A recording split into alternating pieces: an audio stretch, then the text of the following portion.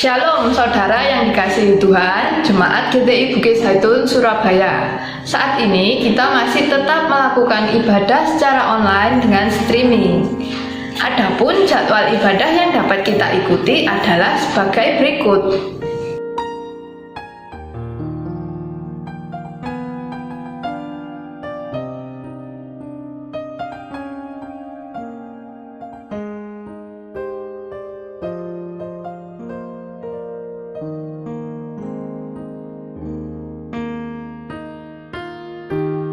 Persekutuan sel atau PS tetap diadakan secara online dengan aplikasi Zoom, Google Meet, atau aplikasi lainnya.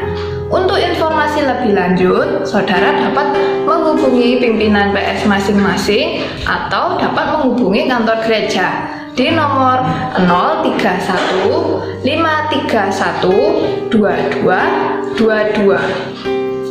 Bagi saudara yang rindu memberikan persembahan atau persepuluhan, saudara dapat memberikan melalui scan QR Code yang tertera di layar berikut. Atau saudara dapat transfer melalui rekening Bank BCA di nomor 509041099 atas nama GTI Jemaat Bukit Zaitun Surabaya. Untuk memutus mata rantai penyebaran virus COVID-19, kami menghimbau saudara tetap mengikuti protokol kesehatan dengan menerapkan 5M, yaitu memakai masker, mencuci tangan, menjaga jarak, menghindari kerumunan, dan mengurangi mobilitas. Saudara-saudara, mari kita mempersiapkan hati dan pikiran kita untuk menerima berkat firman Tuhan.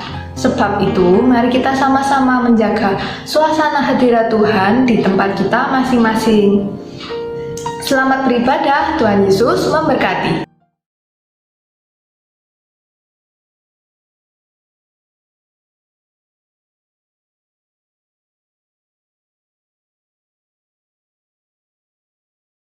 Bapak, Ibu, saudara-saudara dikasih dalam kasih Tuhan, kali ini kita belajar sedikit kebenaran firman Tuhan yang berjudul Saat Terjepit. Saat seseorang menghadapi suatu persoalan, apalagi datang dengan tiba-tiba, apakah yang harus mereka lakukan? Apalagi yang harus mereka perbuat? Keputusan apa yang harus diambil dalam menghadapi persoalan ini?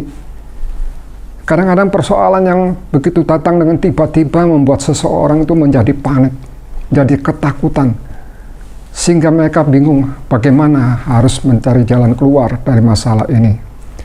Nah, saudaraku, beberapa waktu yang lalu, saat pandemi sekarang ini, saya teringat akan satu keluarga yang membuat kami untuk menulis tentang khotbah pada sore hari ini, di mana satu keluarga yang masih muda yang memiliki seorang anak dan mereka semua terkena dengan terpapar dengan COVID-19. Nah, saudaraku, sang suami dalam keadaan tersengal-sengal diantar sama istrinya dengan membawa tabung oksigen. Saudara datang ke rumah sakit. Pada waktu itu rumah sakit dalam keadaan penuh dan akhirnya mereka pulang.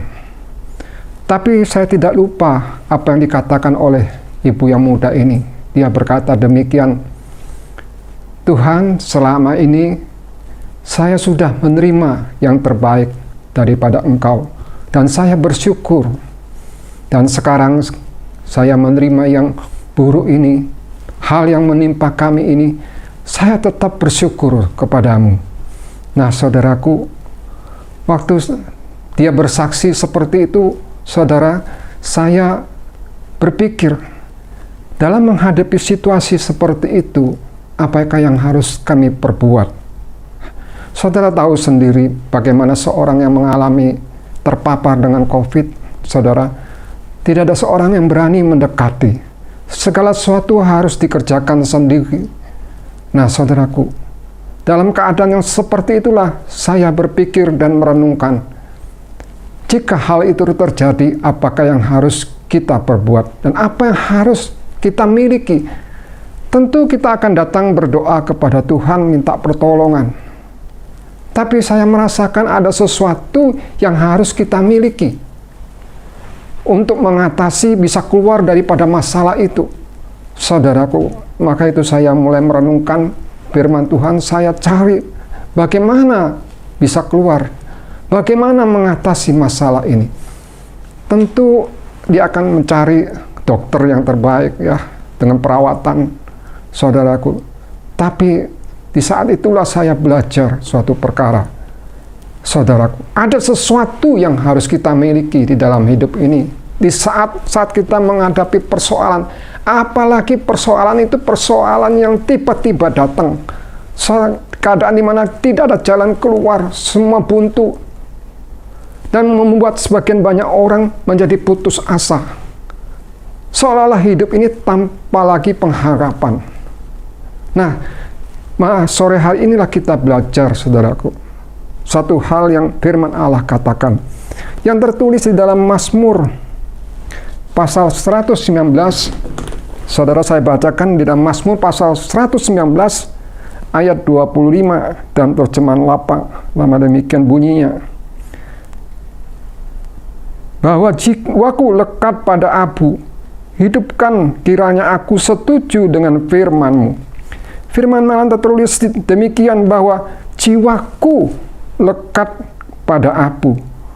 Hidupkanlah kiranya aku setuju dengan firman-Mu. Dalam salah satu terjemahan berbunyi demikian, saudaraku. Mazmur pasal 119 ayat 25.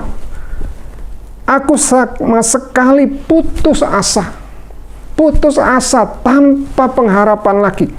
Aku terbaring di atas debu. Bangkitkan aku kembali dengan firman. Kalimat ini berkata, bangkitkan aku kembali dengan firman. Jadi pengalaman dari pemazmur ini mengatakan bahwa firman-Mu itulah yang sanggup membangkitkan seseorang dari keadaan yang putus pengharapan. Dalam keadaan yang terjepit, terjadi dengan tiba-tiba, tidak ada jalan keluar secara manusiawi. Firman Allah berkata di dalam Mazmur 119 ayat 25 ini, pengalaman seorang pemazmur yang menuliskan bahwa firman Allah itulah yang akan membangkitkan dia, membuat dia hidup bersemangat kembali dalam menghadapi permasalahan yang dihadapinya. Nah, sebab itulah, saudara, saya belajar memperhatikan, mengamati bagaimana bisa bangkit kembali, bisa bersemangat dengan penuh iman datang kepada Tuhan untuk mohon pertolongan keluar dari masalah yang dihadapi. Nah, saudara, saat itu teringatlah akan firman Tuhan yang tertulis di dalam Matius pasal 7 ayat 24 sampai 27.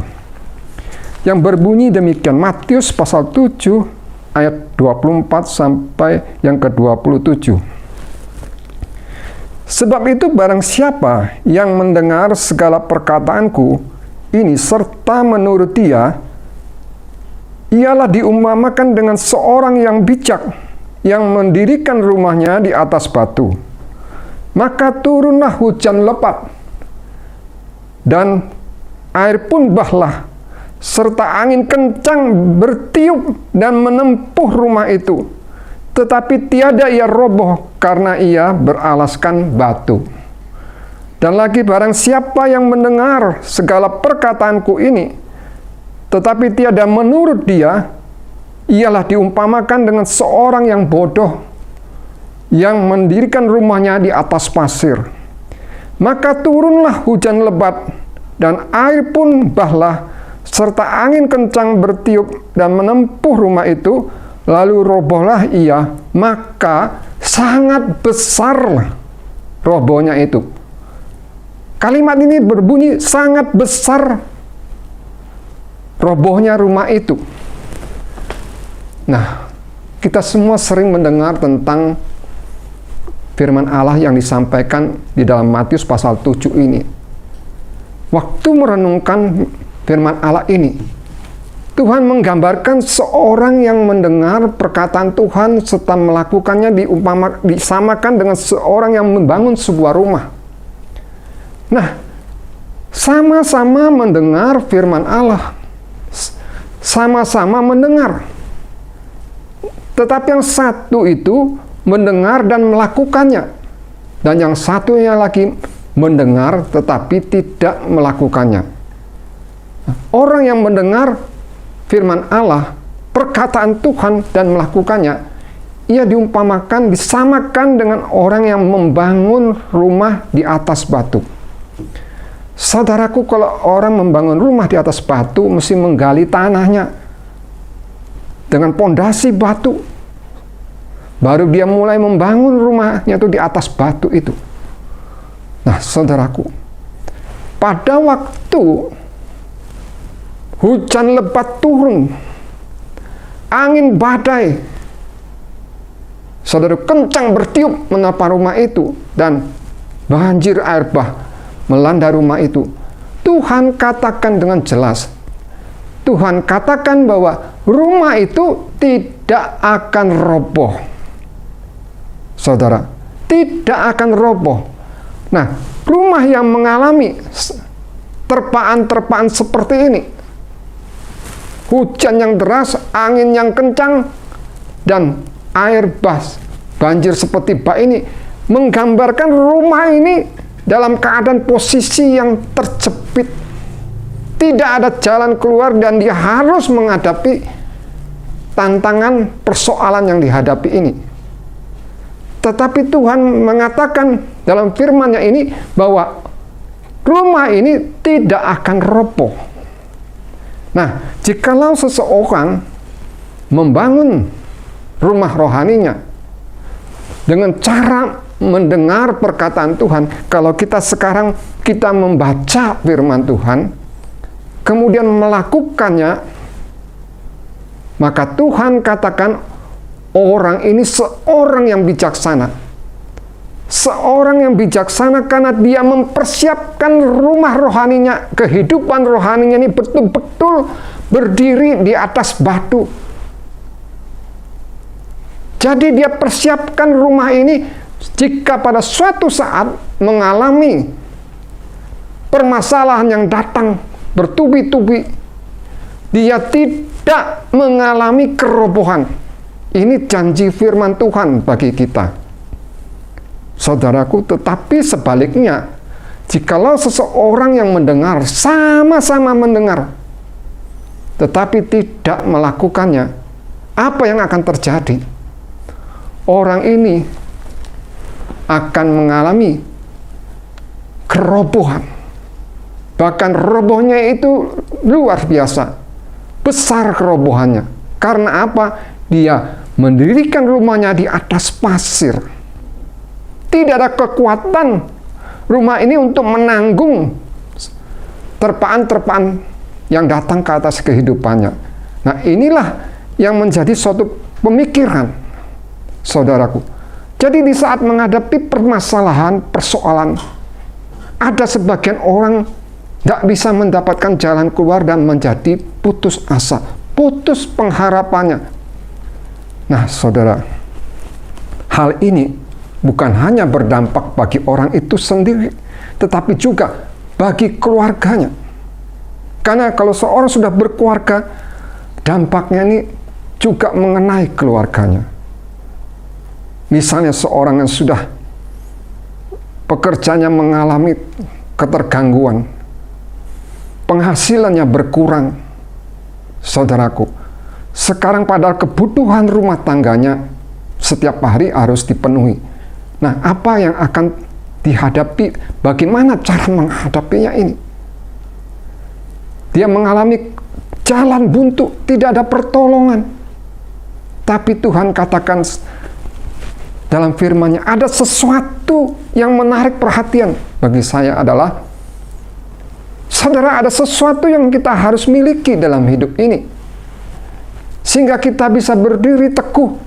Berdiri teguh, tidak akan roboh. Menjadi kuat, berani menghadapi permasalahan. Seperti burung Raja Wali waktu dia menghadapi badai datang. Dia tidak lari tetapi dia hadapi. Dia terbang dan dia naik di atas badai itu dan dia akan terbang lebih tinggi lagi. Nah, ini yang menjadi pemikiran saudaraku. Apa yang harus kita perbuat saat menghadapi masalah yang tiba-tiba datang. Nah, rumah ini dibangun saudaraku. Kehidupan rohani kita ini kita bangun. Tuhan katakan di sini, waktu dibangun rumah ini tidak ada masalah. Semua berjalan dengan lancar, semua berjalan dengan baik. Ya. Tapi di saat-saat seperti itulah rumah ini kita bangun. Saudara, saat kita masih lancar usaha kita, rumah tangga kita, kita bangun kerohanian kita, kehidupan rohani kita ini. Saudaraku, kita tidak tahu apa yang akan terjadi di hari depan. Tapi Tuhan mempersiapkan.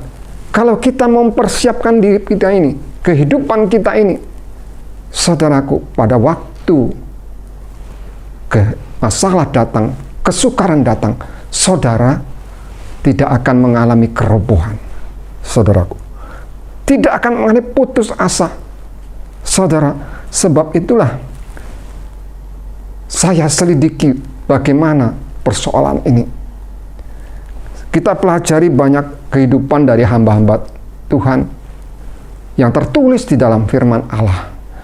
Kehidupan mereka ditulis, diceritakan, menjadi suatu teladan, suatu peringatan di dalam hidup kita. Apa yang harus kita lakukan? Saudara, seperti keluarga yang masih muda ini, ya, menghadapi masalah dengan tiba-tiba. Suaminya juga mengalami terpapar COVID. Dia sendiri juga mengalami, anaknya juga mengalami. Sedangkan dia harus mengantar suami ini ke dokter, ke rumah sakit. Anak yang ditinggal di dalam rumah. Saya bisa merasakan bagaimana hati ibu muda ini. Di saat itulah saya berpikir, Tuhan, apa yang harus diperbuat? Tapi satu kalimat yang muncul, yang menguatkan, yang selalu saya ingat adalah di saat Tuhan memberkati dia, memberikan yang terbaik, dia bersyukur sama Tuhan. Mencukupi segala kebutuhannya, pemeliharaannya. Tapi di saat dia mengalami ini pun, sakit ini pun, dia katakan, saya tetap bersyukur sama Tuhan. Saya bersyukur, saudaraku. Nah, saudaraku, apa yang harus kita pelajari? Apa yang harus kita perbuat? Saya belajari, saya selidiki firman Tuhan, saudaraku. Saya teringatlah akan peristiwa yang dihadapi oleh Musa beserta dengan orang-orang Israel. Di saat mereka menghadapi permasalahan yang rumit, jalan buntu, saudaraku. Waktu Musa disuruh oleh Tuhan untuk memimpin bangsa Israel keluar dari tanah Mesir, saudara. Keluar dari tanah Mesir, dari perhambaan di mana mereka diperbudak. Akhirnya karena mereka berseru kepada Tuhan, minta pertolongan Tuhan. Akhirnya Tuhan utus Musa ini untuk membebaskan mereka dari perbudakan di Mesir ini. Nah, saudara, dalam peristiwa inilah bisa kita lihat bagaimana saat mereka mengalami kesulitan, apa yang mereka pikirkan, apa yang mereka putuskan, dan apa yang mereka perbuat. Saat mana orang Israel ini disuruh Tuhan untuk berkemah di tepi, sepanjang tepi Laut Kosong itu. Dan mereka melakukannya, mereka semua berkemah di sana. Tapi tiba-tiba mereka melihat tentara Mesir di mana Firaun bersama 600 kereta yang terpilih bersama panglima-panglimanya dan juga seluruh tentaranya dan tentara yang berkuda mengejar bangsa Israel ini. Mengejar mereka. Mereka berpikir, waduh, kita ini salah. Kenapa kita ini membiarkan bangsa ini keluar dari negeri kita. Mereka sadar, lalu mereka mengejar umat Allah ini yang dipimpin oleh Musa. Bayangkan saudaraku, waktu umat Israel melihat ini, mereka ketakutan. Mereka menjadi panik. Sebab yang mengejar mereka ini, saudaraku, tentara-tentara pilihan dengan keretanya. Bayangkan, itulah yang ke-10 yang terjadi di negeri Mesir, di mana setiap orang yang memiliki anak sulung, dari rajanya sampai kepada rakyatnya dan sampai kepada seluruh hewannya, mati, saudaraku, dalam bala yang ke-10 itu. Saudara bisa membayangkan bagaimana kemarahan mereka waktu mereka menyadari hal ini. Lalu mereka mengejar. Coba kita bayangkan, andai kata mereka sampai ke umat Israel ini, apa yang mereka perbuat? Pasti mereka akan bertindak sesuka mereka, melampiaskan kemarahan mereka atas apa yang terjadi di dalam keluarga mereka. Negeri Mesir hancur. Pasti mereka limpahkan kemarahannya kepada bangsa Israel ini. Coba saudara bayangkan, dalam kondisi seperti ini, sedangkan di satu sisi laut kosong yang mereka hadapi, di belakang mereka menghadapi tentara Firaun. Mereka sekarang, Musa dan seluruh umat Israel ini berada dalam keadaan yang terjepit. Tidak ada jalan keluar, tidak bisa ada pertolongan dengan kekuatan manusia. Nah, yang kita perhatikan adalah bagaimana mereka bisa lolos, bisa keluar dari permasalahan ini. Satu sisi kita lihat bangsa Israel ini mulai mengomel-ngomel. Mereka bersungut-sungut kepada Musa. Mereka kata, kan sudah kami katakan waktu kita di Mesir, jangan bawa kami ini keluar dari Mesir. Kan sudah ngomong, apakah tidak cukup kuburan di Mesir sehingga engkau harus membawa kami dan kami binasa di padang gurun ini? Saudaraku, bangsa Israel ini menjadi panik, saudara, takut. Semula mereka berseru datang kepada Allah untuk minta pertolongan. Kalau seorang mengalami persoalan yang menjepit hidupnya, saya percaya mereka akan datang kepada Tuhan, berseru kepada Tuhan, minta pertolongan. Nah, tapi kalau kita perhatikan ayat selanjutnya, kemudian bangsa Israel ini berbalik melawan Musa. Yang semula mereka itu berseru kepada Tuhan, suatu langkah yang sudah betul, berseru kepada Tuhan, minta pertolongan Tuhan. Sekarang berbalik menyerang kepada Musa. Mereka anggap Musa ini penyebab masalah yang terjadi ini. Mereka mulai marah-marah dan bersungut-sungut. Nah, saudaraku, bagaimanakah Musa ini menghadapi permasalahan ini?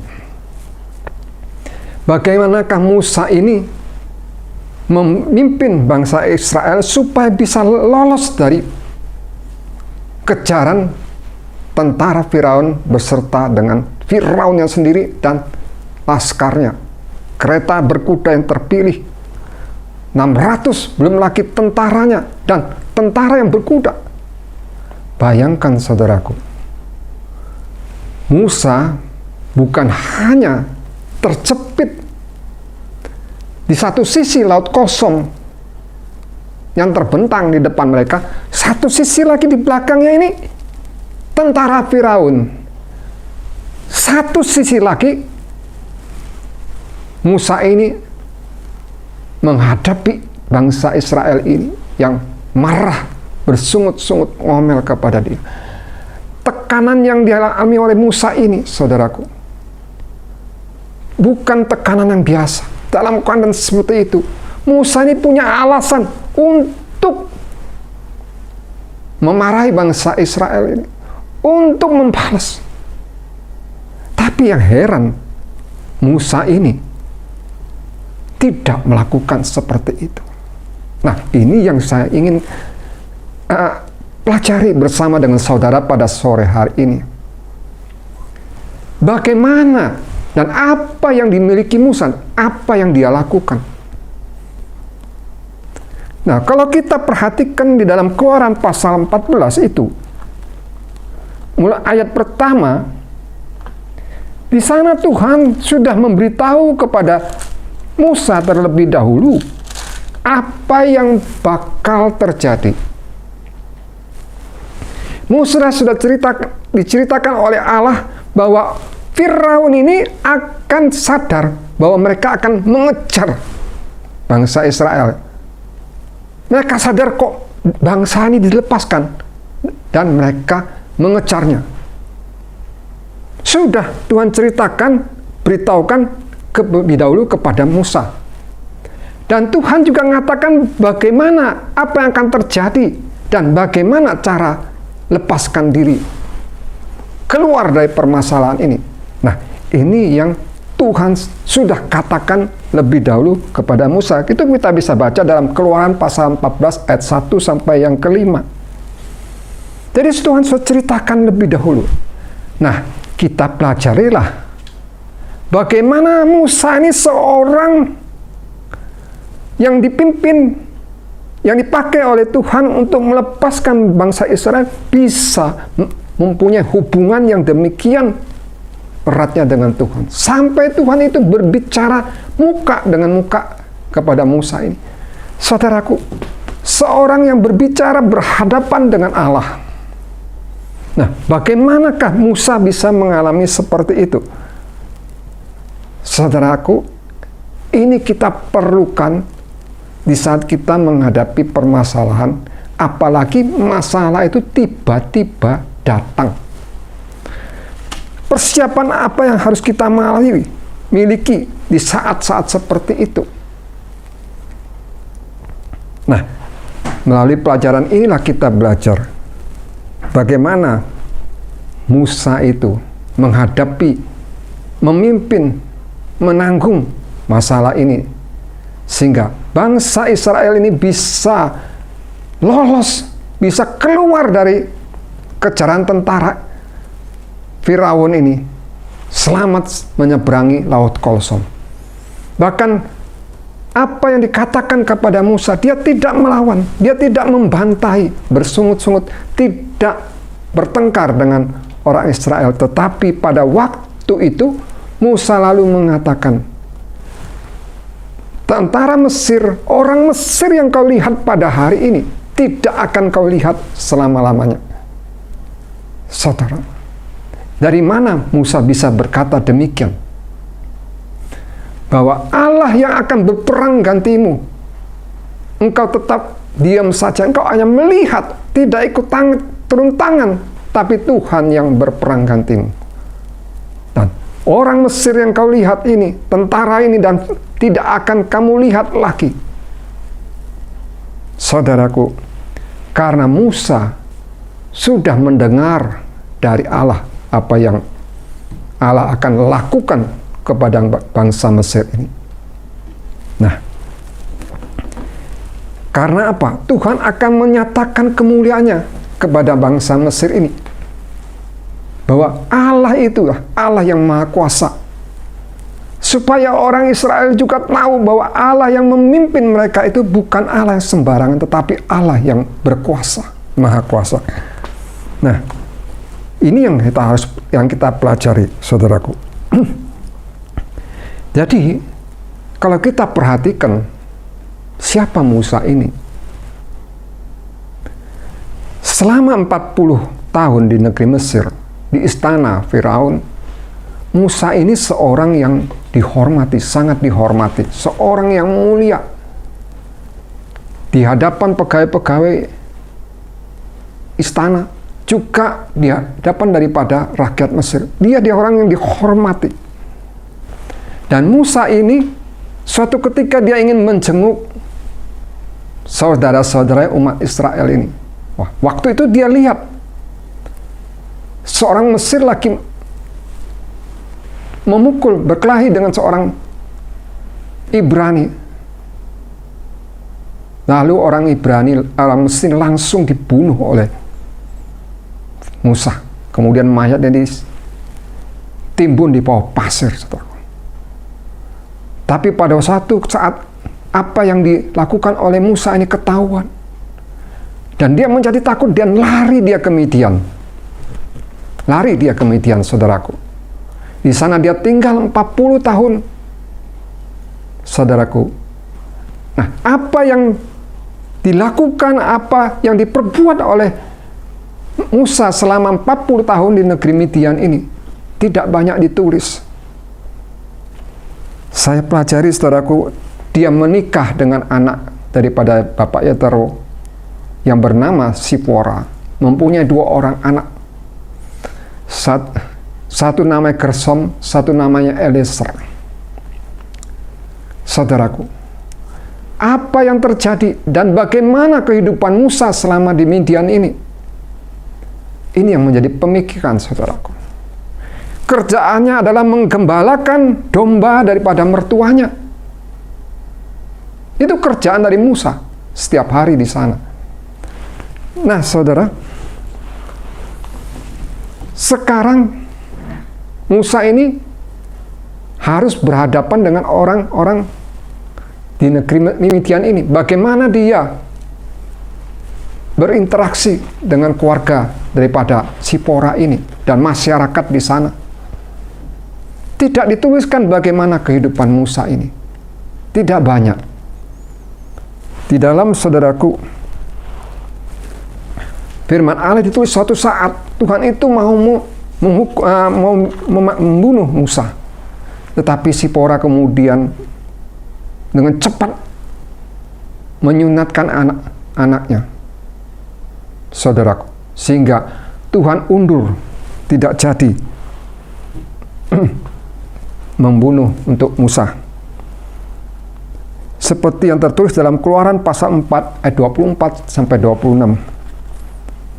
Nah, apa yang dilakukan Musa dan bagaimana kehidupan Musa selama 40 tahun di negeri Mesir, saudaraku, di negeri Midian, maksud saya.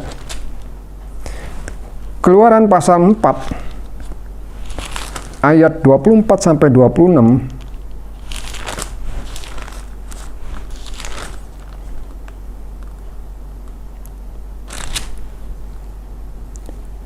Tertulis demikian, maka oleh Sipora diambil pisau baru, dikeratnya kulup anaknya, lalu dicampakkannya di hadapan kaki lakinya.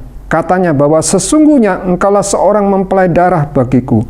Kemudian dibiarkan Tuhan akan dia, maka daripada masa itulah dipanggil orang akan sunat itu menjadi itu mempelai darah.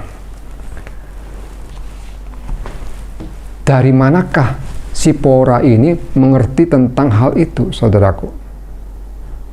Lalu setiap hari kerjaan Musa ini adalah menggembalakan domba Yetro, mertuanya. Seolah-olah cerita ini tidak ada apa-apanya, saudaraku. Tapi peristiwa ini ditulis tentu ada suatu maksud daripada Tuhan. Kenapa ditulis menggembalakan domba?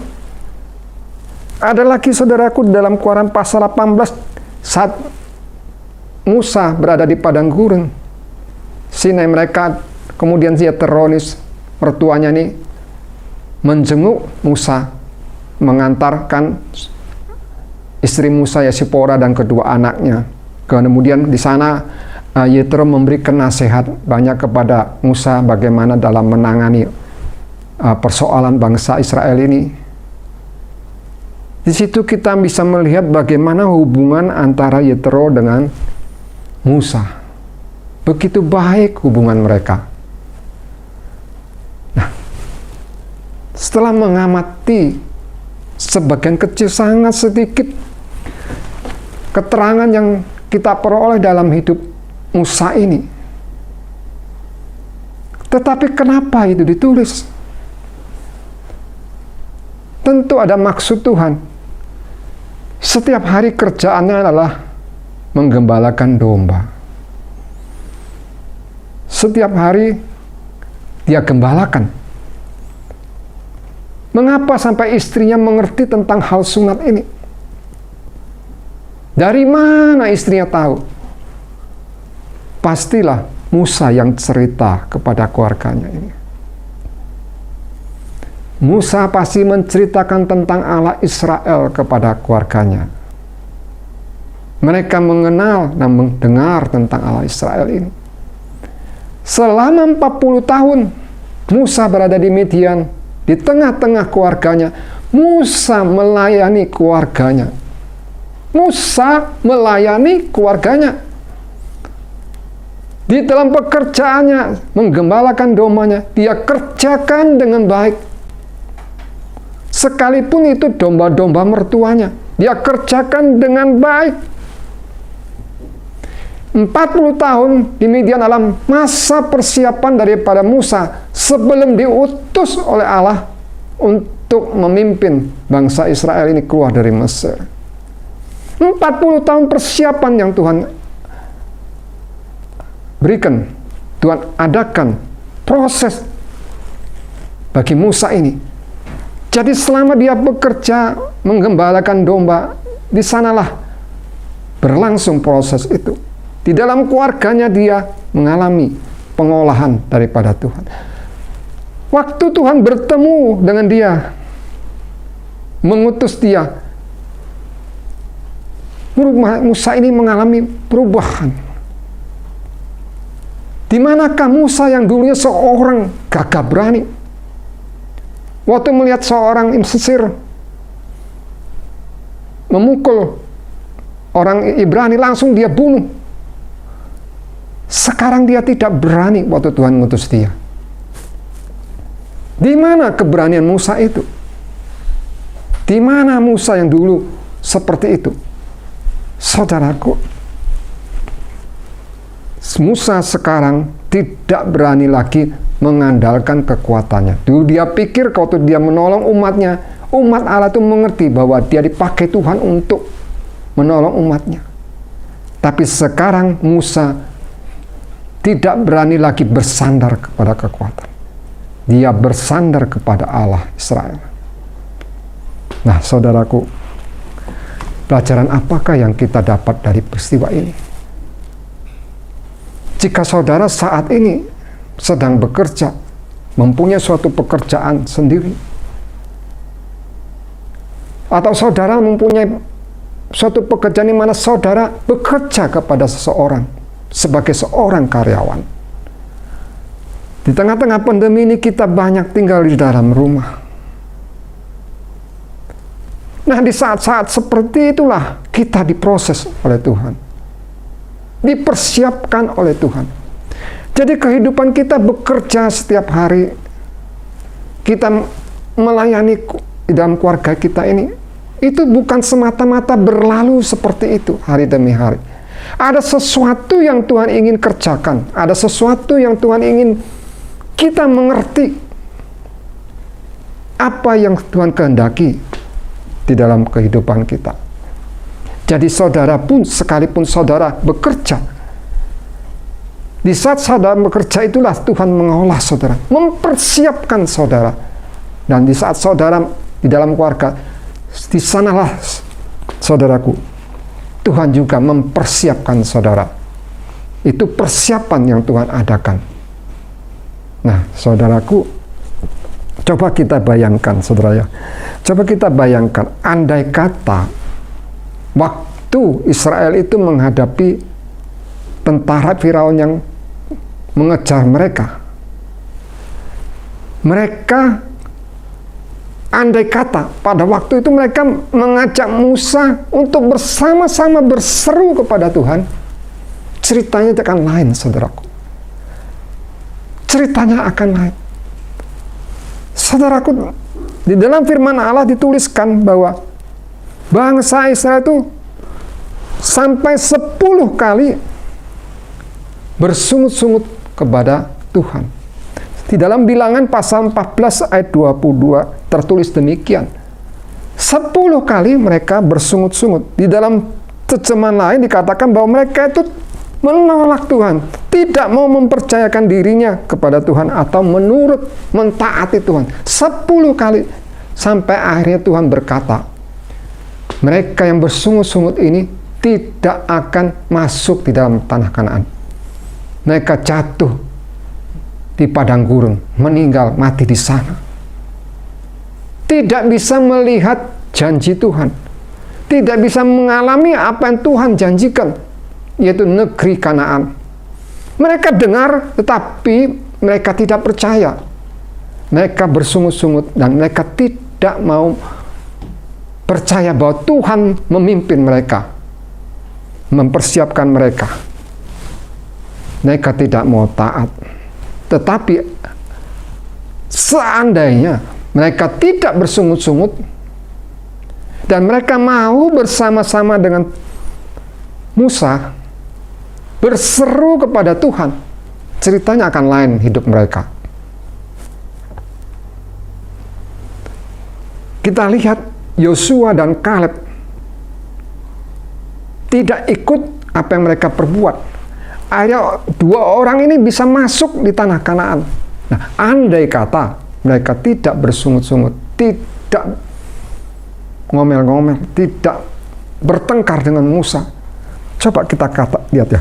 Setiap kali mereka itu bersungut-sungut, selalu mereka ingat akan Mesir. Aduh, kalau di Mesir dulu tuh ya enak. Ada lomboknya, semua tuh enak, tersedia.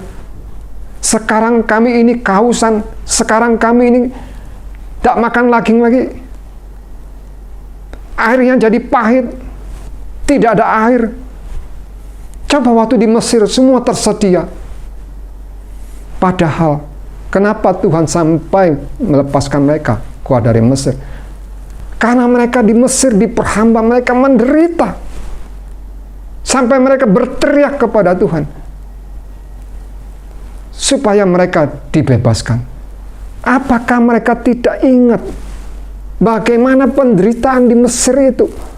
Mereka dianiaya, diperbudak. Apakah mereka tidak ingat masalah itu? Sampai mereka berteriak. Dan sekarang menghadapi kesukaran yang dihadapi ini, mereka ingat Mesir. Seolah-olah ingin kembali ke Mesir.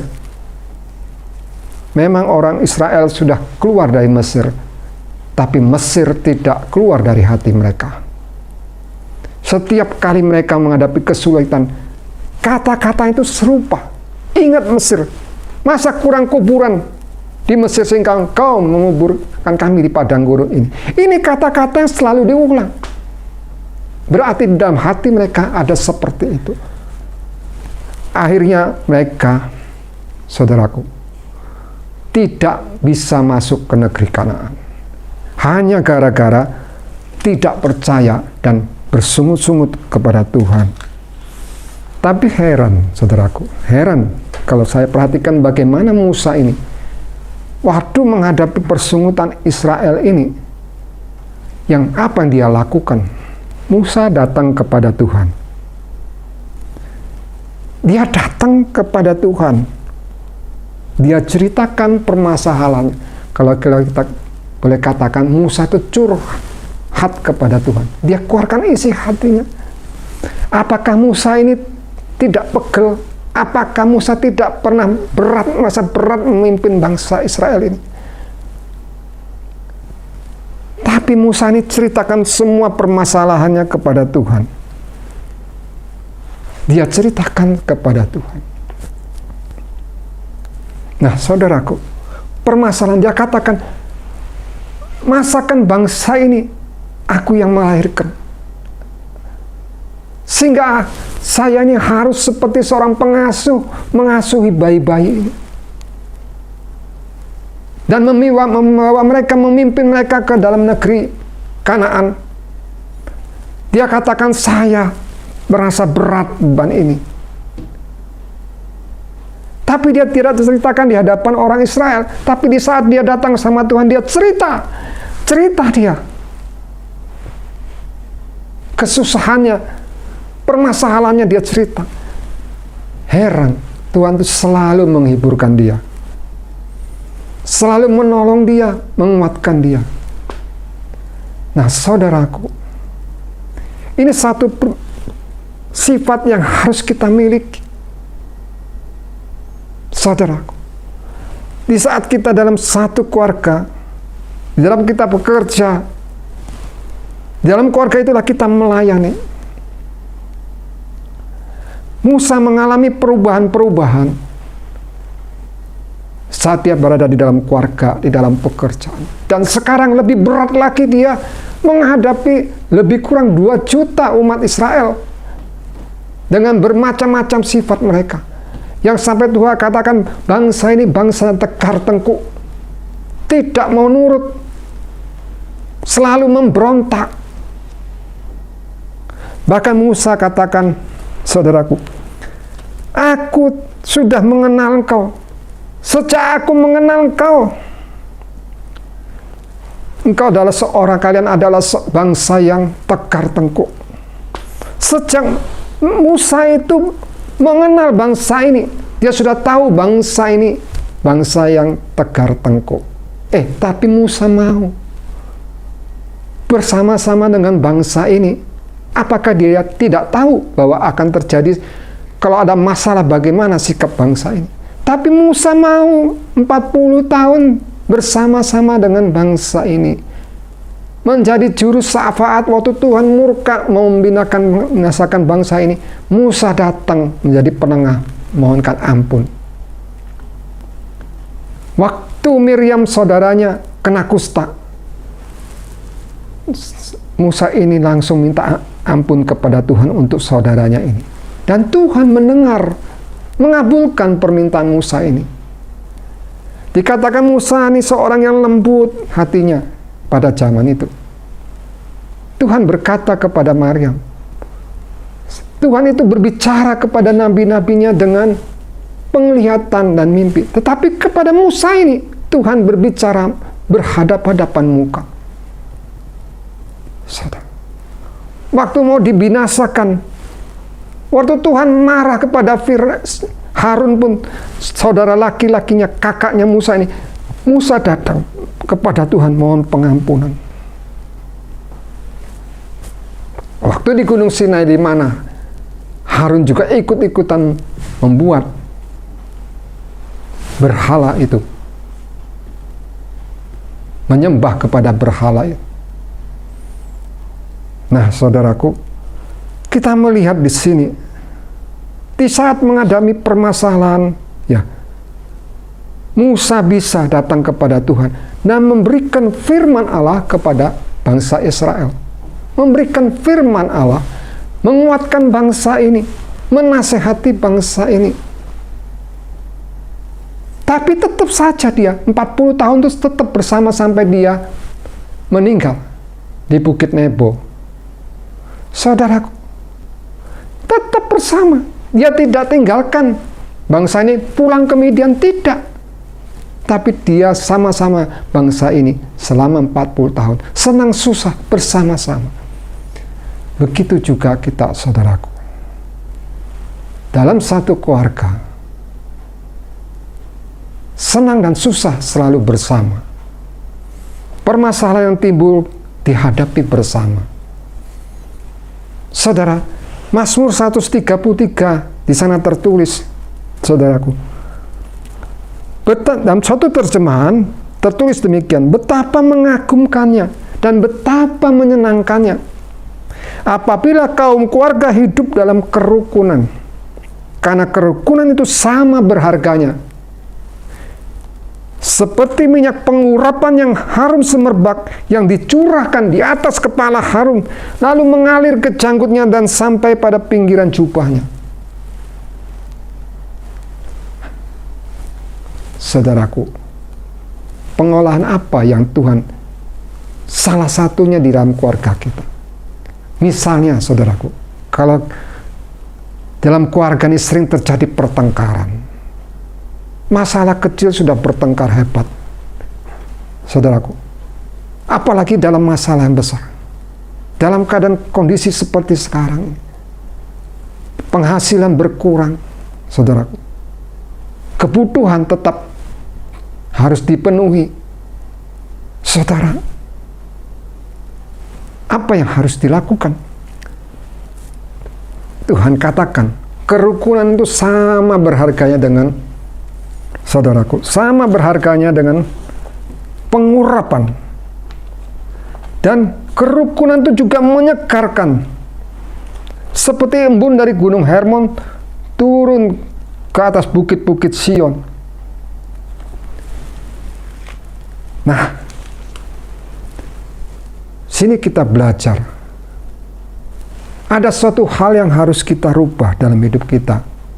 Kalau biasanya suka bertengkar, sekarang belajarlah saling mengalah.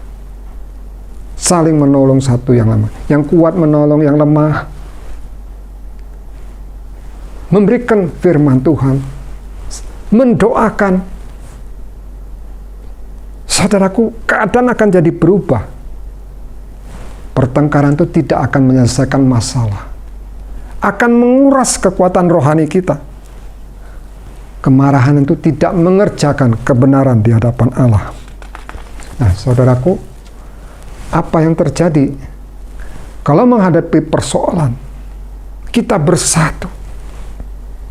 Ya, saling menopang satu dengan yang lain, saling menolong satu dengan yang lain. Seperti Musa ini. Saya kan berpikir ya, kenapa Musa ini sampai bisa punya hubungan demikian dalam dengan Tuhan. Sampai bisa berhadapan muka dengan Tuhan. Tuhan bicara dengan dia tuh muka dengan muka. Bisa sampai begitu banyaknya firman Allah yang turun. Begitu banyaknya Tuhan bicara kepada Musa ini. Coba kita bayangkan ya. Andai kata seseorang itu mengalami permasalahan. Ya, jalan semua buntu, tidak ada jalan keluar. Seperti pemazmur katakan dalam Mazmur 121 ayat 1 dan 2. Aku menengadah ke gunung-gunung, dari manakah datang pertolongan? Saudaraku, Mazmur pasal 121 ayat 1 dan 2. Nyanyian Hamalot, bahwa mataku menengadah kepada segala gunung, daripadanya akan datang penolongku. Maka penolongku itu daripada pihak Tuhan yang telah menjadikan langit dan bumi. Nah, di saat-saat seperti itu, dari mana pertolongan datang? Saudara, Allah yang menciptakan langit dan bumi. Apakah kita percaya apa yang Tuhan katakan dalam firman-Nya ini? Di saat-saat jalan buntu, tidak ada jalan keluar, adakah pertolongan? Nah, saudara yang dikasihi dalam kasih Tuhan, Musa begitu indahnya hidupnya di dalam Tuhan. Hubungannya dengan Tuhan begitu dekat. Waktu dia ceritakan masalahnya kepada Tuhan, apa yang di hatinya? Tuhan dengarkan dia, Tuhan bicara kepada dia, Tuhan kuatkan dia, Tuhan berikan firman-Nya. Bahkan dalam peristiwa di Laut Kosong itu Tuhan ceritakan sebelumnya apa yang akan terjadi dan apa yang akan terjadi sesudahnya. Alangkah indahnya kalau kita memiliki hubungan dengan Tuhan seperti ini. Di saat kita mengalami kesukaran, kita datang sama Tuhan. Kemudian Tuhan bicara, memberikan jalan keluar kepada kita. Baik melalui firman-Nya maupun melalui Roh Allah yang bicara. Memberikan jalan keluar, pertolongan. Begini. Saudara, kita akan merasakan sejahtera, tenang di hati kita. Karena ada satu tangan yang kuat, Allah kita yang Maha Kuasa, turut campur dalam permasalahan kita. Nah, Musa kenapa bisa seperti ini? Jadi saudaraku, ada sesuatu yang harus kita miliki dalam hidup ini. yang sangat-sangat berarti di saat-saat kita menghadapi masalah. Ada sesuatu yang harus kita punya. Kita bekerja, saudara, ya. Kita melayani, ya. Tapi ada sesuatu yang harus kita miliki di dalam hidup ini, yang sangat-sangat terasa di saat-saat kita membutuhkan pertolongan. Di saat-saat kita terjepit permasalahan, tidak ada jalan keluar, jalan buntu. Sesuatu yang kita miliki ini sangat-sangat berarti. Sangat-sangat berarti. Nah, saudaraku, apa yang Tuhan katakan dalam firman-Nya? Mazmur pasal 119 ayat 43, kalau kita lihat Mazmur 119 ayat 43,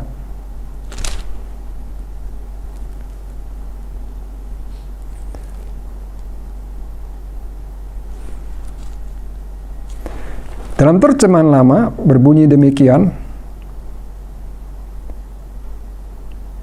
jangan jauhkan terlalu amat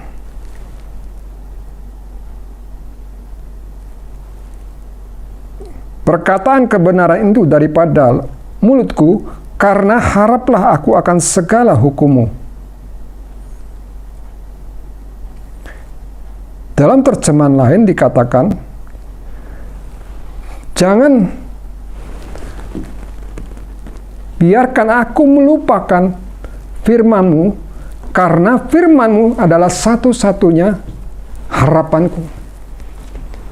Jadi di dalam permasalahan, kesukaran, firman Tuhan itu satu-satunya pengharapan kita. Dalam firman Tuhan itu ada janji-janji Tuhan kepada kita. Ada janji-janji Tuhan. Ada hukum-hukum Tuhan. Ada perintah-perintah Tuhan. Di dalam Mazmur 119 ayat 49 dikatakan dalam suatu terjemahan berbunyi demikian, janganlah melupakan janji-janjimu kepadaku, hamba-Mu. Karena itulah satu-satunya harapanku. Janji-janjimu menguatkan aku dalam segala kesusahanku dan menyegarkan serta menghidupkan aku. Janji-janji firman Allah itu menghidupkan dan menyegarkan di dalam kesusahan kita. Lalu saya berpikir lagi tuh, saudaraku, saya pelajari apa yang harus kita miliki dalam hidup ini. Nah, saya teringat seorang anak muda yang bernama Daud. Daud dalam Kisah 13 ayat 22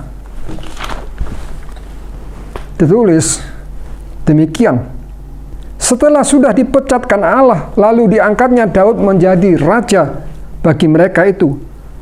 Maka diakuinya lah dia serta berfirman, aku sudah mendapat Daud anak Isai, seorang yang berkenan pada hatiku, ialah akan melakukan segenap kesukaanku. Di dalam suatu terjemahan dalam firman Allah yang hidup tertulis demikian, mengenai Daud, Allah berkata, Daud anak Isai sangat kusukai, sebab ia taat kepadaku. Nah, saudaraku, sesuatu apakah yang harus kita miliki dalam hidup ini? Yaitu memiliki hati yang taat kepada Tuhan. Hati yang taat ini membuat Tuhan itu sangat-sangat suka kepada kita. Daud dikatakan Tuhan di dalam Kisah Rasul 13 ayat 22 ini, bahwa Tuhan sudah mendapati seorang yang bernama Daud anak Isai ini, seorang yang sangat berkenan di hatiku. Tuhan suka kepada dia karena Daud ini taat kepada Tuhan. Jadi taat hati yang menurut ini membuat kita menjadi satu pribadi yang disukai oleh Allah. Nah, kapankah Tuhan berkata demikian? Aku sudah mendapatkan Isai, anak Isai, yaitu Daud, seorang yang berkenan di hatiku, seorang yang sangat kusukai. Waktu Tuhan menyuruh Nabi Samuel untuk mengurapi anak daripada Isai, yaitu Daud. Waktu Nabi Samuel berkunjung ke Bethlehem, ke rumah daripada bapak Isai ini, satu persatu saudara Daud ditunjukkan, dihadapkan. Tapi Tuhan katakan tidak memilih mereka. Sebab yang dilihat oleh Tuhan bukan penampilan mereka, tetapi Tuhan katakan yang aku lihat adalah hati. Sampai yang terakhir tidak dipilih oleh Tuhan. Lalu Samuel berkata, masih ada anakmu yang lain? Ada yang bungsu, sedang mengembalakan domba. Nah saudaraku, waktu Daud ini mau diurapi, dia sedang menggembalakan domba.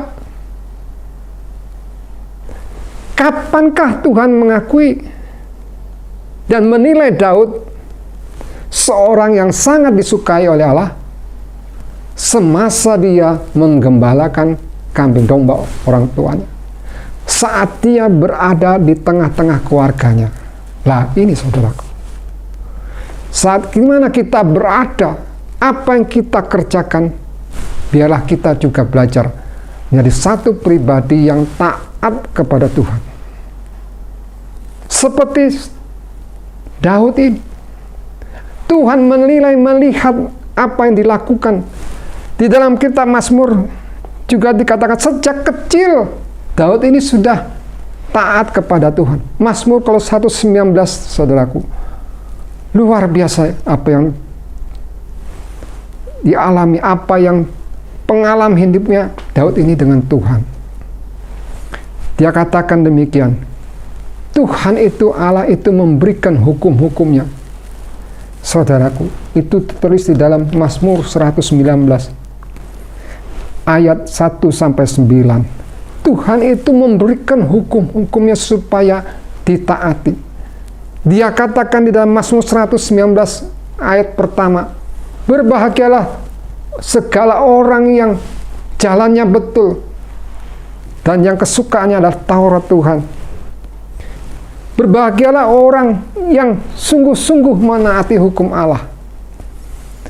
Tuhan memberikan hukum-hukumnya supaya ditaati. Dan Mazmur ini mengatakan, menuliskan demikian, betapa besar keinginanku untuk selalu menaati firman-Mu.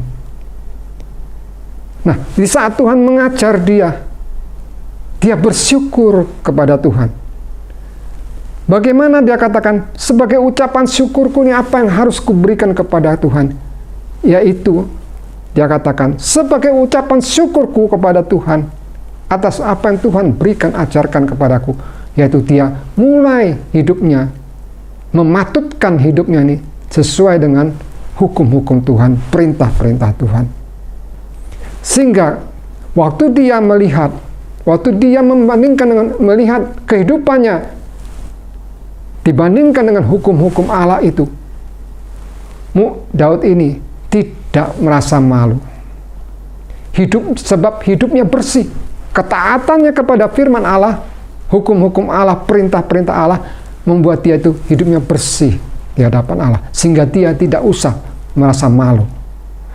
Nah, dia katakan, bagaimanakah seorang muda itu bisa tetap hidupnya bersih di hadapan Allah? Caranya adalah membaca firman Tuhan dan mengikuti petunjuk-petunjuknya. Saudaraku, jadi Daud ini indah di hadapan Tuhan karena taat sama Tuhan. Seperti Musa juga. Waktu dia diperintahkan untuk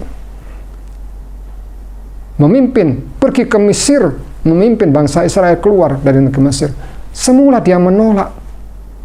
Dia katakan, saya orang yang peta lidah. Siapa yang percaya kalau saya ke sana? Tapi akhirnya Dia mau menurut apa yang Tuhan katakan. Setiap kali Tuhan ngomong perintahkan sesuatu, dia turut, dia taat. Hanya satu, waktu di dekat air Meriba, Musa ini tidak taat kepada Tuhan. Disuruh bicara kepada bukit batu itu supaya mengeluarkan air, tetapi Musa memukul bukit batu itu sehingga dia tidak boleh masuk ke negeri Mesir, ke negeri Kanaan. Nah, saudara, taat kepada Tuhan. Bagaimanakah kita di dalam kehidupan kita, dalam keluarga kita, apakah kita mau belajar taat sama Tuhan? Ada banyak yang harus kita rubah, saudaraku. Ada banyak hal yang harus kita cocokkan dengan firman Allah. Supaya hidup kita ini, dengan ketaatan kita ini, hidup kita ini menjadi kesukaan daripada Allah. Sehingga Allah itu suka, senang kepada kita. Saya ingat, saudaraku, bagaimana Henokh itu bisa diangkat oleh Tuhan. Padahal dia 300 tahun berjalan bersama Tuhan. Pada waktu umur 65 tahun, sewaktu dia mempunyai anak Metusalah, dia mulai berjalan, hidup bergaul dengan Allah selama 300 tahun. Sehingga pada waktu umur 365 tahun, orang tidak bisa menemukan dia lagi. Sebab dia sudah diangkat oleh Allah. Tidak banyak yang ditulis tentang kehidupan Henokh ini. Tidak banyak. Hanya di antara dikatakan dia menubuatkan. Tuhan datang dengan salah sama malaikatnya, orang sucinya. Dikatakan bahwa Henokh ini hidupnya berkenan kepada Allah. Ia memperoleh kesaksian bahwa kehidupannya ini sangat memperkenankan Allah. Nah, saudara, berarti Henokh ini sebelum dia diangkat oleh Tuhan, hidupnya ini menyenangkan hati Allah, taat kepada Allah, perintah-perintah Allah. Saudaraku, sehingga Allah sangat senang, suka kepada Henokh ini, suatu saat dia angkat. Saya kadang berpikir, kenapa kita juga harus taat, belajar taat kepada Tuhan. Dalam menghadapi, kita semua tahu pada suatu saat akan terjadi pengangkatan. Nah, jalur menuju pengangkatan ini, kita harus sekarang ini mulai belajar taat kepada Allah. Belajar taat kepada apa yang Tuhan perintahkan, hukum-hukum Allah, hukum-hukum Tuhan dalam firman-Nya. Nah, saudaraku, kita belajar seperti juga Musa ini. 40 tahun dia diolah oleh Tuhan bersama-sama dengan bangsa Israel di padang gurun. Saudaraku, tapi dia tidak pernah meninggalkan bangsa ini. Saudaraku, apa yang kita hadapi kalau kita tidak taat kepada Tuhan, apa yang akan terjadi? Seperti bangsa Israel ini bersungut-sungut melawan Tuhan. Waktu Musa ada di Gunung Sinai, mereka bikin berhala, patung lembu, saudara, sapi itu. Tuhan sampai marah, tapi Musa menjadi penengah untuk mintakan pengampun. Tuhan ingin membinasakan bangsa ini, tapi Musa memohonkan pengampunan. Nah, saudaraku, ada hal yang harus kita rubah dalam hidup ini. Hati yang taat. Di saat menghadapi kesukaran, kita belajar untuk bisa mengampuni, bisa mengasihi, saudara, bisa saling menyayangi. Saudaraku, jadi kalau menghadapi masalah sulit, saudaraku, saya berpikir kita harus memiliki suatu kehidupan yang berkenan kepada Allah. Sehingga pada waktu kesukaran itu datang, kalau kita punya kehidupan yang baik dengan Tuhan, apakah Tuhan itu tidak menolong? Apakah Tuhan itu tidak berbicara kepada kita di saat kita menghadapi kesukaran? Pasti Tuhan itu bicara kepada kita. Ketaatan itu di dalam arti yang mengandung suatu penderitaan, pengorbanan. Seperti Tuhan Yesus, dia, saudaraku, waktu dia berdoa, dia menangis, saudaraku, kepada Bapa di sorga dalam menghadapi bangsa Israel ini, Yahudi ini, saudaraku, yang mau membunuh dia, mengata-ngatai dia. Tapi Tuhan selalu bawa dalam doa. Dia bicara kepada Bapa. Nah, bagaimana keadaan kita sekarang di saat kita menghadapi kesulitan, kesukaran? Adakah kita mau bersehati, bersatu untuk datang kepada Tuhan? Saudaraku, ada satu ayat yang indah, saudaraku ya. Di dalam Mazmur 119 ayat 91. Janji-janji Tuhan itu menghidupkan kita di saat kita mengalami tekanan, mengalami persoalan, tidak ada jalan keluar. Janji-janji Tuhan itu menguatkan kita. Mazmur 119 ayat 91. Banyak sekali, saudaraku.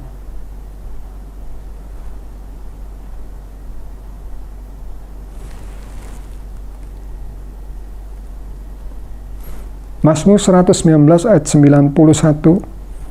Maka setuju dengan takdirmu, berteguhlah ia sampai sekarang, karena segalanya itu pun hambamu.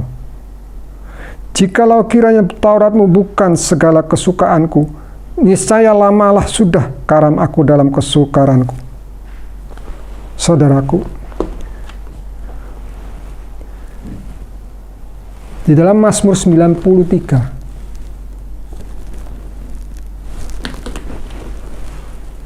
Mazmur 119 ayat 93, maka selama-lamanya tiada aku akan melupakan hukum-hukummu, karena olehnya juga engkau telah menghidupkan aku.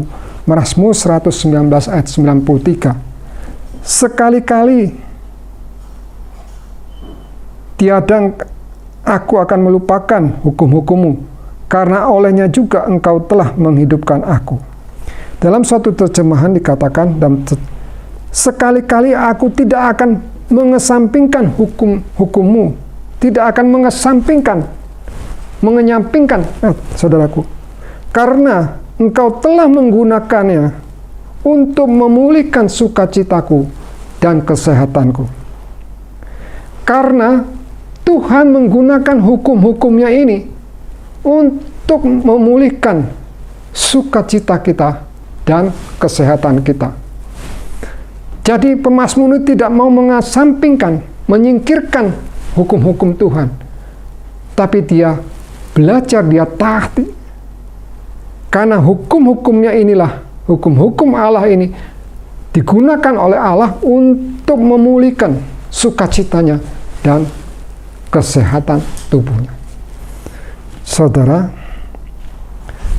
firman Tuhan tertulis seperti ini, memberikan suatu nasihat kepada kita.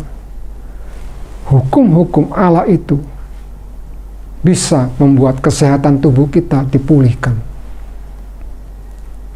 Saudara, misalnya, kalau kita marah, jengkel, bahkan dendam kepada seseorang, perasaan hati kita salah terhadap seseorang, saudaraku, kemudian kita jatuh sakit, saudaraku, padahal firman Tuhan, hukum Allah mengatakan kita harus mengasihi dan kita mengampuni. Di saat firman Tuhan, hukum-hukum Allah ini, untuk mengasihi, saudaraku, kita lakukan dan kita minta ampun pada Tuhan, Tuhan juga bisa memulihkan kesehatan tubuh kita melalui hukumnya yang diberikannya kepada kita. Saudaraku, kadang seorang sakit karena kesalahannya. Nah, sewaktu dia mengetahui dan dia minta ampun kepada Tuhan, Tuhan memulihkan kesehatan tubuhnya. Jadi Tuhan bisa menggunakan hukum-hukum Allah, hukum-hukum yang dia berikan ini untuk memulihkan sukacita dan kesehatan tubuh kita. Nah, saudaraku, jadi waktu saya mengerti hal ini, bahwa sesuatu yang harus kita miliki dalam hidup ini adalah memiliki hati yang taat, mau menurut kepada Tuhan, sehingga kita ini bisa menjadi satu pribadi yang sangat disukai Allah. Bagaimana caranya, saudaraku? Kita belajar, kita buka firman Tuhan ini. Seperti yang Mazmur 119 katakan, bagaimanakah seorang muda itu bisa bersih, tetap bersih? Saudaraku, di dalam Mazmur 119 ayat yang ke-9 tertulis demikian, dengan apa gerangan orang muda akan meliharakan jalannya suci daripada salah, jikalau dipatutkannya dengan firman. Jikalau dipatutkannya hidupnya ini sesuai dengan firman Allah, maka orang ini bisa hidupnya bersih. Waktu dia melihat firman Allah, dia tidak malu sebab dia nurut kepada firman Tuhan, sehingga hidupnya ini bersih di hadapan Tuhan. Nah, saudaraku, satu hal yang harus kita miliki, sehingga pada waktu hujan turun, hujan lebat, badai yang kencang, saudaraku, angin yang kencang menerima kehidupan seseorang, banjir datang seperti air bah, maka orang ini tidak mengalami kerobohan. Dia akan lihat pertolongan Tuhan dalam hidupnya. Saudara, apa yang ada dalam hidup kita sekarang ini, bagaimana hidup kita, saudara? Di dalam Ibrani pasal 5 ayat 14 menuliskan kepada kita. Ibrani pasal 5 ayat ke-14.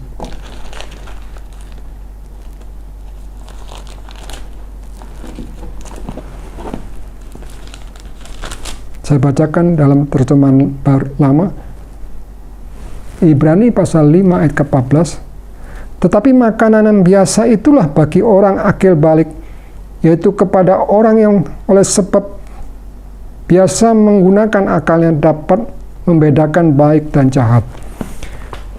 Dalam suatu terjemahan lain dikatakan, jika seseorang itu melakukan hal-hal yang benar, hidup benar, karena taat kepada firman Allah, ia akan memahami hal-hal yang lebih dalam mengenai firman Allah. Jadi kalau kita mengerti satu kebenaran dari firman Allah dan kita belajar mentaatinya, maka suatu saat kita akan masuk lebih dalam lagi dalam firman Allah itu. Kebenaran-kebenaran yang lebih dalam lagi yang Tuhan ajarkan kepada kita, yang Tuhan akan nyatakan, sehingga kita limpah hidup kita ini jadi indah di hadapan Allah. Coba saudara bayangkan, kalau kita mengasihi Tuhan dan kita mentaati Dia, Tuhan katakan bahwa Tuhan akan tinggal bersama dengan kita. Bapa dan Tuhan Yesus akan tinggal bersama dengan kita. Apa yang terjadi jikalau Allah beserta dengan kita? Saudara, Dia akan turut campur tangan. Dia akan menjaga kita, memelihara kita, menolong kita. Saudaraku, Dalam Mazmur 121 dalam satu terjemahan lain, Mazmur 121 ayat 3, dalam terjemahan lain tertulis bahwa Tuhan tidak akan membiarkan kita terantuk, tergelincir, atau jatuh. Ia selalu menjaga kita dan tidak pernah tertidur. Dalam ayat 4 dan 5 sampai ayat ke-8 kita melihat bagaimana Tuhan itu dalam menyertai kita, akan memelihara kita, akan membela kita, melindungi kita dari siang dan malam. Siang malam Tuhan jaga kita, Tuhan mengawal kita, menjaga kita terhadap segala yang jahat, menjaga kita, menjaga nyawa kita. Bahkan dimanapun kita pergi, Ia selalu mengawal kita. Di mana kita pergi, Tuhan selalu mengawal kita. Tuhan beserta dengan kita. Tuhan menolong kita membuat berhasil apa yang kita kerjakan. Jadi Dia selalu menjaga siang malam, menjaga kita, memelihara kita, menjauhkan kita dari yang jahat. Perlindungan Tuhan yang luar biasa. Saudara yang kasih dalam kasih Tuhan,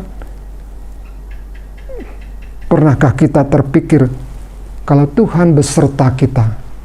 Seperti kita lihat dalam kehidupan Musa ini, saat dia terjepit, bukan hanya masalah tentara Mesir yang mengejar. Di depan dia itu Laut Kolsom. Di tengah-tengah dia, umat Israel bersungut-sungut, bahkan bertengkar dengan dia.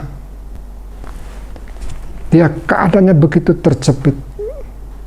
Tetapi Musa selalu boleh kemenangan. Tangan Tuhan itu menyertai dia. Tuhan menolong dia, menjaga dia, memelihara dia, membela Musa. Waktu Harun dan Miriam saudara ini tidak terima apa hanya firman Tuhan itu turun ke atas Musa, Tuhan membela Musa ini dengan menimpakan kusta ke dalam kehidupan Miriam kakaknya ini. Selama 7 hari dia harus diasingkan dari perhimpunan orang Israel ini. Musa berdoa minta pengampunan. Tuhan menjawab. Tuhan mengampuni Miriam karena doa dari Musa. Dan Miriam disembuhkan. Tuhan bela. Menghadapi hal yang sulit pun Tuhan bela. Tuhan lindungi, Tuhan jaga. Nah saudara, apa yang harus kita miliki? Biarlah hati ini selalu menjadi hati yang menyukakan hati Tuhan, menyenangkan hati Tuhan. Saudara, maka di saat kita belajar menurut kepada Tuhan, maka kehidupan kita ini akan semakin indah, semakin menyenangkan hati Tuhan. Sesuatu yang harus kita miliki di dalam hidup ini adalah memiliki hati yang mau menurut kepada Tuhan, menurut kepada perintah Tuhan, mau menurut kepada hukum Tuhan. Belajar. Kita belajar dari firman Allah. Cari apa yang Tuhan perintahkan, cari apa yang Tuhan suruhkan, maka kita belajar mentaati apa yang Tuhan perintahkan. Nah, saudaraku yang kasih dalam kasih Tuhan, biar firman Allah ini menjadi berkat bagi kita pada sore hari ini. Satu hal yang harus kita miliki di saat menghadapi kesulitan, apa saudaraku? Kita sudah memiliki hubungan yang indah dengan Tuhan. Hati yang taat. Setiap saat kita mau taat kepada Tuhan. Di saat kita berseru kepada Tuhan, Tuhan memberikan pertolongan. Tuhan memberikan perlindungan. Tuhan memberikan kelepasan kepada kita. Dia selalu menjaga kita. Nah, saudaraku, sore hari ini, apa yang menjadi permasalahan saudaraku? Waktu saya mendengar keluarga muda ini terpapar dengan COVID, saudara. Tetapi kemudian Tuhan dengan cara yang ajaib menolong mereka, memimpin menuntun mereka, menyembuhkan mereka. Di saat-saat sulit seperti itu, pertaruhannya adalah nyawa. Mental mereka dikatakan dia bersaksi pada waktu mereka kena COVID itu, mental mereka itu down. Tidak ada orang berani mendekat.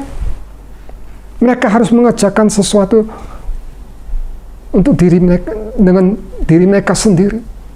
Orang mau mendekat takut. Saudaraku, tapi satu kalimat yang keluar, dia katakan ibu muda ini, terima kasih Tuhan, selama ini kami menerima yang terbaik daripada Tuhan. Saya bersyukur kepada Tuhan.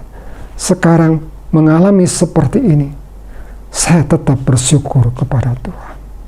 Tidak ada keluar kata-kata yang salah di hadapan Tuhan. Saya yakin kata-kata ini menyentuh hati Tuhan. Lalu, apa yang kita lakukan di saat mendengar seperti itu, berita seperti itu? Kalau kita lihat seseorang yang dalam kesulitan, apa yang harus kita lakukan? Saudaraku, minimal kita bisa berdoa. Seperti Musa berjuang di hadapan Tuhan. Memperjuangkan bangsa Israel sekalipun Tuhan murka mau membunuh mereka, membinasakan bangsa ini. Tapi Musa berdiri di hadapan Tuhan, mohon belas kasihan dan pengampunan Tuhan. Musa seorang yang sangat berkenan di hadapan Tuhan. Tuhan dengar doa. Saudara, mari kita mulai saat ini belajar mencocokkan hidup kita, mulai menurut kepada apa yang Tuhan perintahkan, sehingga hidup ini menjadi hidup yang berkenan kepada Tuhan. Seorang yang hidupnya berkenan kepada Allah, seorang yang taat kepada Tuhan, orang ini akan berguna bagi orang lain. Orang ini akan menjadi seorang yang bermanfaat, bisa dipakai oleh Tuhan. Tuhan katakan kepada Daud, Tuhan suka kepada Daud karena dia taat kepada Tuhan. Dan Daud akan melakukan segenap kesukaan Tuhan. Tuhan akan persiapkan orang-orang seperti ini untuk melakukan kehendaknya. Tuhan akan pakai dia untuk melakukan apa yang Tuhan suka. Dia bisa menjadi berkat bagi orang banyak. Tapi saudaraku, kalau kita di dalam satu keluarga, di dalam pekerjaan, saudaraku, hidup kita tidak memperkenankan Tuhan, tidak bisa menyenangkan hati Tuhan, tidak bisa menyenangkan keluarga kita, hidup kita tidak benar. Saudaraku, Tuhan sulit memakai orang tersebut untuk pekerjaannya. Seperti Musa, 40 tahun dia melayani di Midian, di tengah-tengah keluarganya, di tengah-tengah pekerjaannya. Dia banyak ceritakan, dia menjadi contoh, menjadi berkat. Maka Tuhan siapkan pekerjaan yang lebih besar, yaitu menuntun bangsa Israel. Jutaan manusia, kalau di Midian hanya memimpin beberapa orang dalam keluarganya, menjadi berkat di tengah-tengah keluarganya. Tetapi Tuhan siapkan pekerjaan yang lebih besar lagi, memimpin jutaan umat, orang-orang yang tegar tengkuk. Bayangkan, kalau seseorang belum dipersiapkan oleh Tuhan, bagaimanakah dia bisa melakukan pekerjaan Tuhan? Tuhan persiapkan seseorang. Kejadian-kejadian yang sulit dalam hidup kita, itu Tuhan mengolah kita, bisa menjadi berkat. Orang-orang yang taat kepada Tuhan inilah yang bisa menjadi berkat bagi banyak orang, bisa menjadi contoh, dan bisa memuliakan Tuhan di dalam kehidupannya, dimanapun dia berada. Saudaraku, Roh Kudus akan menolong kita untuk menolong kita untuk taat kepada Tuhan. Roh Kudus diutus tinggal di dalam kita untuk menolong kita, mengajari kita untuk taat kepada Tuhan di tengah-tengah sulit, di tengah-tengah daging ingin melawan. Roh Kudus menolong kita untuk mematikan keinginan daging, menolong kita untuk taat, memampukan kita untuk taat kepada perintah Tuhan, hukum-hukum Tuhan. Di saat kita tidak bisa mengasihi, Roh Kudus menolong kita untuk mampukan kita untuk mengasihi. Roh Kudus akan menolong kita untuk bisa mengampuni. Roh Kudus mampu untuk menolong kita, sehingga kita tahap demi tahap hidup ini bisa menyenangkan Tuhan. Nah, saudaraku, orang-orang yang seperti inilah, coba andai kata yang memimpin orang Israel ini bukan seorang seperti Musa yang punya hubungan, punya hidup yang menyenangkan hati Tuhan, ceritanya akan lain lagi. Tapi bersyukurlah, saat Israel menghadap kesukaran, ada Musa di tengah-tengah mereka. Seorang yang berkenan kepada Allah, seorang banyak menerima perkataan firman Allah. Di saat menghadap masalah terjepit itu, Tuhan sudah ceritakan apa yang akan terjadi kepada Musa dan apa yang akan terjadi saat itu dan bagaimana solusinya yang Tuhan berikan menolong umat Israel. Sudah diceritakan lebih dahulu, diberitahukan. Sehingga iman daripada Musa dikatakan, pada hari ini orang Mesir yang kau lihat ini tidak akan pernah kau lihat lagi selama-lamanya. Tentara dan berkuda ini yang berkereta ini mengejar mereka, semua mati tenggelam dalam laut Kolsom ini. Saudaraku, Israel boleh kemenangan karena tangan yang luar biasa. Ada satu orang yang selalu berdoa syafaat bagi bangsa ini karena hidupnya menyenangkan hati Tuhan. Berkali-kali Tuhan ingin membinasakan bangsa Tegar Tengkorak. Berkali-kali juga Musa berseru kepada Tuhan dan berkali-kali Tuhan mendengar doa Musa. Tuhan ampuni bangsa ini. Tuhan, katakan Musa kata kepada Tuhan, kalau Tuhan tidak beserta kami tidak akan bergerak jalan. Tidak berani Tuhan Musa ini berjalan tanpa Tuhan. Seorang yang sungguh-sungguh mengandalkan Tuhan. Tidak seperti Musa yang dahulu. Sekarang bukan Musa yang seperti dahulu. Dulu Musa suka menggunakan kekuatannya sendiri, berusaha. Tapi sekarang dia jadi satu pribadi yang mengandalkan Tuhan. Tanpa Tuhan dia tidak berani. Dan hanya Tuhan, tangan yang kuat ini yang bisa memimpin bangsa ini keluar dan sampai masuk ke ketenangan. Tapi Tuhan butuhkan seseorang yang mau sungguh-sungguh punya hidup hati yang menaati firman kepada Tuhan, taat kepada firman Allah. Nah, saudaraku, kita punya kesempatan untuk belajar taat. Di mana saudara berada sekarang, sekalipun saudara dalam pekerjaan, dimanapun dalam pergaulan sehari, di dalam rumah, belajarlah kita taat kepada Tuhan menurut perintah Tuhan. Saudaraku, bagaimana kita harus bersikap dalam keluarga kita, hubungan kita dalam keluarga kita. Kita belajar taat, kita buka firman Allah, kita amati, kita pelajari. Saudaraku, cari dalam firman Allah ini apa yang Tuhan kehendaki, bagaimana kita harus berbuat. Roh Kudus akan menolong kita untuk mengerti dan belajarlah kita taat. Seperti pemazmur katakan, dia sungguh-sungguh dengan segenap hatinya mau taat kepada perintah-perintah Tuhan. Saudaraku, saudara, hidup ini dikatakan bahwa kita ini hanya seorang yang seperti orang dagang di dunia ini. Kita butuh firman Tuhan untuk menuntun hidup kita. Seperti pelita, saudaraku, menuntun jalan hidup kita selama di dunia ini, saudaraku, sehingga pada suatu kali kita pulang dan bertemu dengan Tuhan, hati Tuhan itu akan senang, hati kita juga bersukacita. Pertemuan itu merupakan hari yang sangat menyenangkan bagi kita, karena kita sudah memulai hidup ini menyenangkan hati Tuhan, belajar taat kepada Tuhan. Nah, saudaraku, biarlah sedikit kebenaran firman Tuhan ini boleh menjadi berkat bagi saudara. Saudara, mari kita sama-sama menundukkan kepala kita. Saudara, saat ini bagaimana keadaan saudara? Saudara yang tahu, Tuhan tahu. Saudara dalam kesukaran, dalam kesulitan apapun, saudaraku, ceritakan masalah saudara kepada Tuhan. Ceritakan segala isi hati saudara. Saudara, Tuhan akan dengar. Tuhan akan berikan jalan keluar.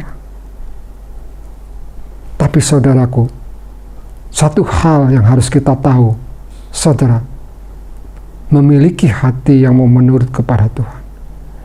Saudara yang sakit pada sore hari ini, saudara yang kesulitan dalam pekerjaan, saudara yang kesulitan dalam keuangan, biar datanglah kepada Tuhan.